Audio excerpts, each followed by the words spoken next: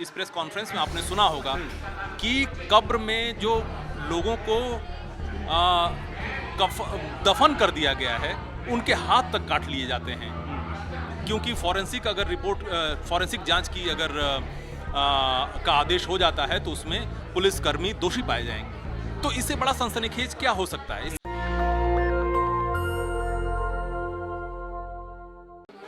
देश में सैकड़ों लोगों की जान चली जाती है लेकिन न्यूज़ नहीं बनती, और सत्ता में एक व्यक्ति का नाखून तक टूट जाए तो मीडिया हल्ला मचा देती है। मेरे साथ संदीप राव जी हैं, पत्रकार हैं और इन्हीं मामलों को, इन्हीं खबरों को कवर करते रहते हैं। सर, दंडकारण्य के जंगलों में जो कुछ होता है वो कभी न्यूज़ नहीं बन पाता है, कभी भी न्यूज़ की लैंग्वेज में फिट नहीं हो पाता है। वो ऐसा क्यों है? हम ये तो समझते हैं कि वो सेंसेशनलिज्म नहीं दे पाता है, उसके अलावा उसके और क्या रीडिंग्स हैं आपके हिसाब से? देखिए, ये कहना कि वो सेंसलिज्म नहीं दे पाता है, सनसनीखेज नहीं होती है खबरें, ये कहना गलत है। क्योंकि प्लेन की जितनी भी खबर है, हमारे आसपास की, दिल्ली के आसपास की जितनी भी सनसनीखेज हो सकती है, उससे कई गुना सनसनीखेज खबर दंतेवाड़ा में है, सुकमा में है, बीजापुर में है, बस्तर के हर इलाके में है, हर गांव में है। और अभी इस प्रेस कॉन्फ्रेंस में आपने सुना होगा कि कब्र में जो लोगों को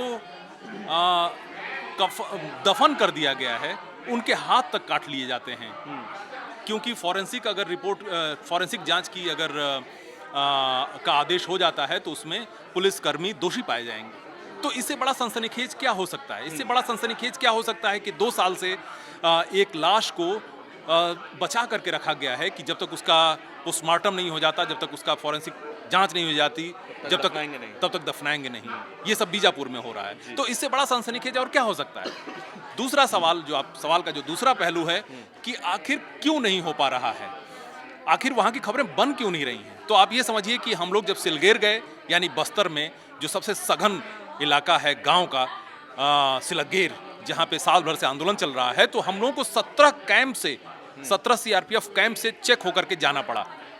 और 17 कैंप में अगर किसी को जाना पड़े, किसी पत्रकार को, दिल्ली के पत्रकार को, और हम लोगों की एक टीम को तो वहाँ से लौटा दिया गया था। तो आप ये समझिए कि वहाँ से इतना बड़ा सघन बैरिकेडिंग है कि वहाँ बाहर के पत्रकार अंदर जा नहीं पाएंगे।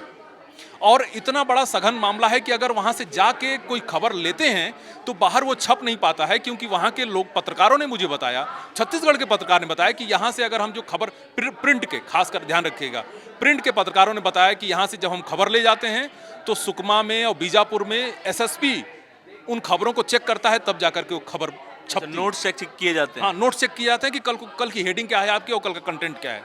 ये जब चेक होता है तब अखबार में वो खबर जाती है। और अगर प्रशासन, जिला प्रशासन कह दे कि इसकी एक नहीं खबर आनी है, तो आप ये समझिए कि 17 मई 2022 को, यानी 2 महीना पहले की बात है, 15,000 20,000 जो आदिवासी हैं उन्होंने मार्च किया सीआरपीएफ कैंप के खिलाफ, और उसके दूसरे दिन एक लाइन की खबर नहीं आती है। जब आप ये समझिए कि छत्तीसगढ़ में 60 किलोमीटर दूर जो बीजापुर का जो हेडक्वार्टर है, वहाँ का जो लोकल एडिशन है, चाहे भास्कर का हो, चाहे हरिभूमि का हो, चाहे किसी का अखबार हो, वहाँ पे उसमें एक लाइन की खबर नहीं आती है, और 15,000 लोग वहाँ पे मार्च कर रहे हैं। आप ये समझिए, सिर्फ 60 किलोमीटर के दूर की बात है। तो वो आवाज़ दिल्ली तक कैसे आएगी? ठीक है, समझ रहे हैं? हाँ, दिल्ली तक नहीं आएगी तो बेडरूम्स तक नहीं जा पाएगी। सही बात। आपने अपनी बात में सड़कों पे बहुत एम्फेसिस दिया था कि 60 किलोमीटर लंबी एक सड़क है। सड़कों के बारे में ये कहा जाता है कि जहाँ सड़कें जाती हैं वहाँ विकास लेके जाती हैं, लेकिन आदिवासियों के लिए वो विकास तबाही का जो भी है मंजर लेके आता है। तो वो डिफरेंस एक मेनलैंड इंडिया से मैं अगर कहना चाहूँ तो वो गलत नहीं होगा, क्योंकि वो काफ़ी कटा हुआ इलाका है और सुनियोजित तरीके से काटा गया है। तो ये इतना बड़ा डिफरेंस कैसे है? एक तरफ सड़क विकास का प्रतीक है, दूसरी तरफ तबाही का प्रतीक है, कैसे? देखिए, 2 चीज़ें समझनी पड़ेंगी कि जो सड़क है, जैसे देश के अन्य हिस्सों के लिए वो विकास है, लेकिन छत्तीसगढ़ में विनाश है, क्योंकि वहाँ पे आदिवासी कह रहे हैं कि हमें सड़क की ज़रूरत नहीं है, और सड़क की ज़रूरत है तो कैंप की ज़रूरत नहीं है। आपने सीआरपीएफ कैंप बनाए 3-3 किलोमीटर पर। आप ये समझिए कि जब हम लोग दंतेवाड़ा गए तो 3-3 किलोमीटर पर कैंप है, फिर सड़क बन रही है, फिर कैंप है, फिर सड़क बन रही है, और इस तरीके से लगातार कैंप का जाल बिछ रहा है। और वो कैंप का जाल और जो सड़क है आप ये समझिए कि जब हम लोग गए तो 65 किलोमीटर लंबी चमचमाती हुई डबल लेन की सड़क है और उस पर चलने वाला एक आदमी नहीं है। माने दिन भर में मुश्किल से 5 गाड़ियां भी नहीं गुजरती हैं। वो सड़क किस लिए बनाई जा रही है? आदिवासी, देखिए आदिवासियों को हम समझ नहीं पाए।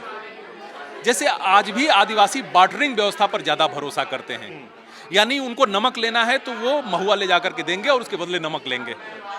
उनको पैसे से मतलब नहीं है। तो पैसे से जब मतलब नहीं है तो पैसे की चाहत भी नहीं है। तो यहीं से विकास क्या होता है? विकास का मतलब होता है कैपिटल इकट्ठा करना, पूंजी इकट्ठा करना, पूंजी बनाना, पैसा बनाना, ये है विकास।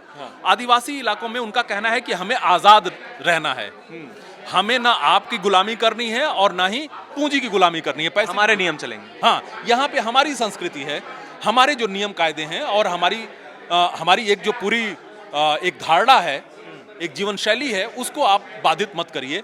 आप हमें ये मत बताइए कि हमें भी आपकी तरह सभ्य हो जाना होगा, क्योंकि आप जो है, आप आदिवासियों का कहना है कि आप सभ्य कैसे हैं? आपके यहाँ रेप होता है, बलात्कार होता है, हत्या होती है, मर्डर होता है, सब कुछ होता है, लेकिन आदिवासियों के बीच में रेप होता नहीं है। आप ये समझिए, रेप वहां पे जब सीआरपीएफ पहुंची, जब विकास पहुंचा, तो वहां पे रेप होना शुरू हुआ। यानी विकास अपने साथ अपनी कुरीतियां भी लेके गया। जो व्यवस्था की आप बता रहे हैं, तो उसकी एक रिपब्लिक में कितनी जगह है, एक देश में कितनी जगह है कि पूरा एक एरिया हो जहाँ पे रूल ऑफ लॉ ना हो, जो बाकी हिंदुस्तान की जगह में है। एक एरिया है जहाँ पे करेंसी ना चले, तो उसका स्पेस कितना बन सकता है? प्रैक्टिकल लेवल पे कितना स्पेस बन सकता है उसका?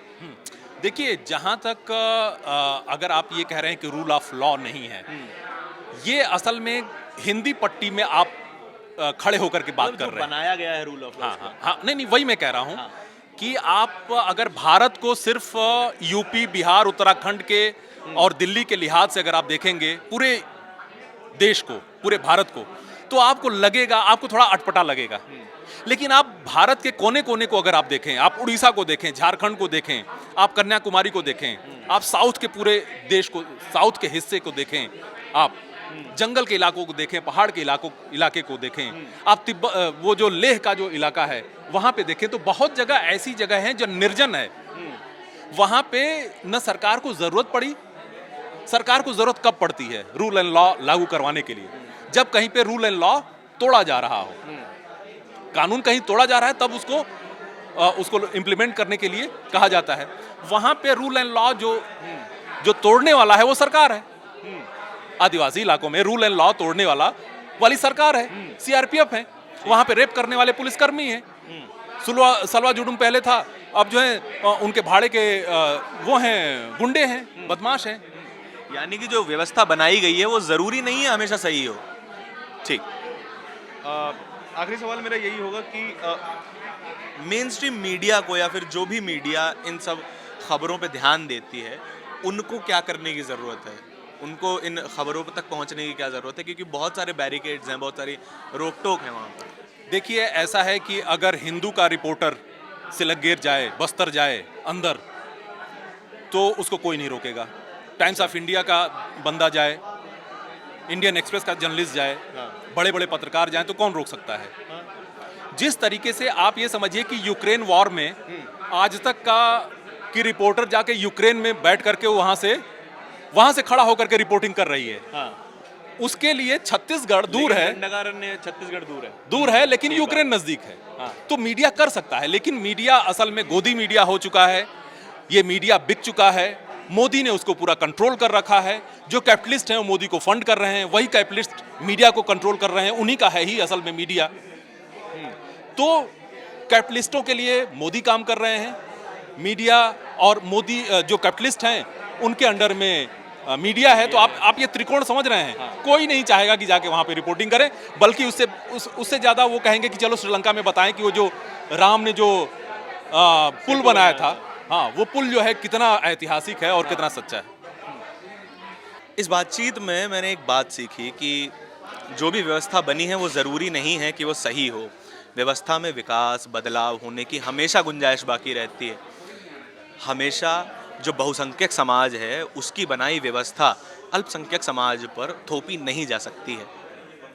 कैमरे के पीछे मेरे साथी आशीष के साथ नेशनल दस्तक के लिए धारण की रिपोर्ट। धन्यवाद। नेशनल दस्तक की आपसे गुजारिश है कि अगर इसको बचाना चाहते हैं तो नेशनल दस्तक को सब्सक्राइब करने के लिए रेड कलर के सब्सक्राइब बटन को दबाएं, फिर बेल आइकन की घंटी दबाएं। नेशनल दस्तक को बचाने के लिए बहुत ज़रूरी है कि हर खबर को शेयर करें, लाइक करें, कमेंट जरूर करें।